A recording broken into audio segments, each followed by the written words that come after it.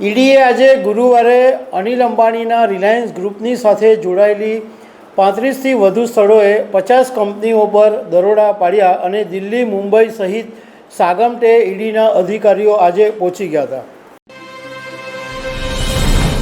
અનિલ અંબાણીની મુશ્કેલીમાં ફરી વધારો થયો છે, કારણ કે ઈડીએ આજે અનિલ અંબાણીની રિલાયન્સ ગ્રુપ સાથે જોડાયેલી 50 જેટલી કંપનીઓના 35થી વધારે સ્થળોએ સાગમટે દરોડા પાડ્યા છે, જેને કારણે ઉદ્યોગ જગતની અંદર ખળભળાટ મચી ગયો છે. તો આના વિશે હું તમારી સાથે વાત કરીશ. મારું નામ રાજેશ શાહ છે અને તમે જોઈ રહ્યા છો ગુજરાતના સૌથી મોટા ડિજિટલ ન્યૂઝ પ્લેટફોર્મ ખબરછે.com. હજુ તો થોડાક દિવસ પહેલાં જ સ્ટેટ બેંક ઓફ ઇન્ડિયાએ અનિલ અંબાણીની આર.કોમની જે 31,580 કરોડની લોન હતી એને ફ્રોડ લોન જાહેર કરી હતી અને એ મુશ્કેલીમાંથી હજુ અનિલ અંબાણી બહાર આવે એ પહેલાં બીજી મુશ્કેલી સામે આવીને ઊભી રહી છે. ઈડીએ આજે ગુરુવારે અનિલ અંબાણીના રિલાયન્સ ગ્રુપની સાથે જોડાયેલી 35થી વધુ સ્થળોએ 50 કંપનીઓ પર દરોડા પાડ્યા અને દિલ્હી, મુંબઈ સહિત સાગમટે ઈડીના અધિકારીઓ આજે પહોંચી ગયા હતા. આ દરોડા એટલા માટે પાડવામાં આવ્યા કે યસ બેંકની એક 3,000 કરોડની લોનની છેતરપિંડીનો કેસ ચાલી રહ્યો છે.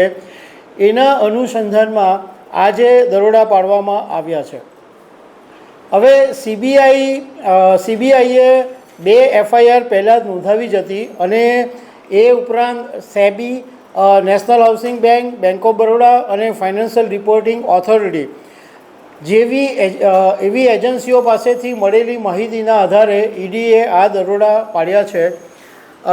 યસ બેંકમાંથી રિલાયન્સ ગ્રુપે 2017 અને 2019માં 3,000 કરોડની લોન લીધી હતી અને ઈડીએ કહ્યું કે આ આખી તપાસની અંદર એ વાત સામે આવી કે આ આખું એક સુનિયોજિત આયોજન હતું, સુનિયોજિત પ્લાન હતો.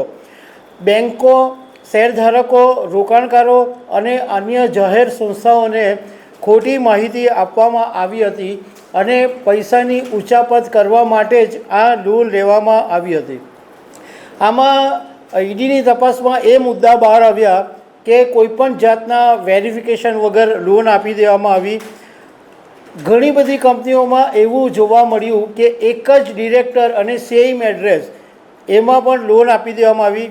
જરૂરી દસ્તાવેજો જે લોન માટે હોય છે એ પૂરતા દસ્તાવેજો પણ નહોતા અને આ લોનની જે રકમ છે એ 3,000 કરોડ રૂપિયા જુદી જુદી નકલી કંપનીઓની અંદર ટ્રાન્સફર કરવામાં આવ્યા અને જૂની લોન ચૂકવવા નવી લોન આપવામાં આવી. આ બધા મુદ્દા તપાસની અંદર બહાર આવ્યા છે.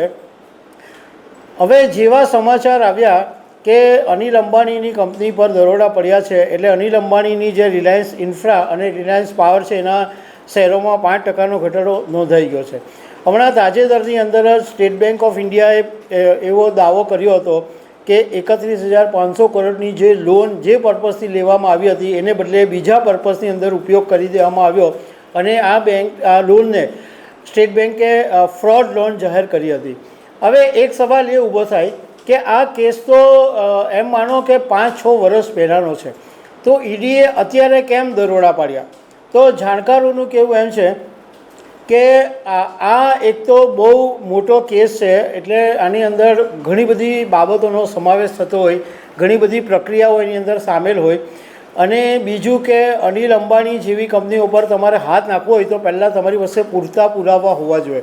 એટલે આ બધી તપાસની અંદર ઈડીને ઘણી બધી વાર લાગી અને હવે જ્યારે હમણાં સ્ટેટ બેન્કે ફ્રોડ લોન જાહેર કર્યું ત્યારે ઈડીને એક વધારે બળ મળ્યું અને એટલા માટે આ અત્યારે લાંબા સમય પછી દરોડા પાડવામાં આવ્યા છે. તો દર્શક મિત્રો, આવી અનેક વાતો સાથે અમે તમને મળતા રહીશું. Thank you very much.